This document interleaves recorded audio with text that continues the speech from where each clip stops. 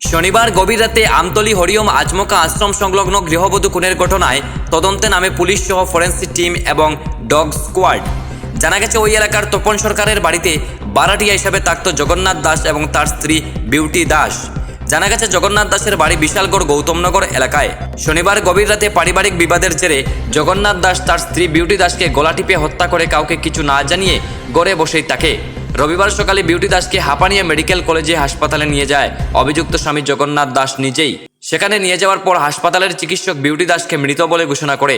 তখন ঘটনার বেগতিক বুঝতে পেরে অভিযুক্ত স্বামী জগন্নাথ দাস হাসপাতাল থেকেই পালিয়ে যায় এবং তার কিছুক্ষণ পর অভিযুক্ত স্বামী জগন্নাথ দাস আমতলী থানায় এসে আত্মসমর্পণ করে এবং স্ত্রীকে খুনের ঘটনাটি স্বীকার করে। সঙ্গে সঙ্গেই আমতলী থানার পুলিশ অভিযুক্ত স্বামী জগন্নাথ দাসকে আটক করে। এই ঘটনায় রবিবার দুপুরে আমতলী থানায় একটি খুনের মামলা নথিভুক্ত করে ঘটনাস্থলে আমতলী থানার ওসি পরিতোষ দাস, আমতলীর SDPO Paramita Pandey, forensic team এবং ডগ স্কোয়াড তদন্তে আসে। জানা গেছে রবিবার বিউটি দাসের মৃতদেহ ময়নাতদন্তের পর তার পরিবারের লোকজনদের হাতে তুলে দেওয়া হবে। এই খুনের ঘটনায় আমতলী এসডিপিও পারমিতা পাণ্ডে সাংবাদিকদের মুখোমুখি হয়ে বিস্তারিত তথ্য তুলে ধরেছেন। এই ঘটনায় গোটা আমতলী এলাকা জুড়ে তীব্র চাঞ্চল্য ছড়িয়ে পড়েছে।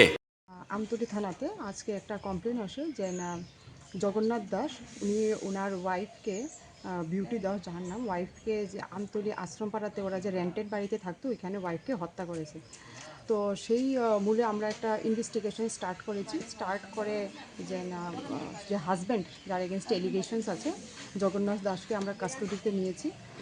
ওনার ইন্টারোগেশন চলছে। আর যে বিউটি দাসকে ওনার বডির পোস্টমর্টম এক্সামিনেশনের জন্য আমরা অ্যারেঞ্জমেন্ট করছি। হসপিটালে আছে টিএমসি হাঁপানিয়াতে। আর বাকি এখানে যে রেন্টেড হাউস যেখানে তারা সেখানে আমরা ফরেন্সিক টিম এসছে, ডগ স্কোয়াড এসছে, এসে পিও এরিয়াটা ভালোভাবে তার আমরা সার্চ করে দেখছি যাতে কোনো ফার্দার এভিডেন্স থাকে সেগুলি আমরা কালেকশন করছি।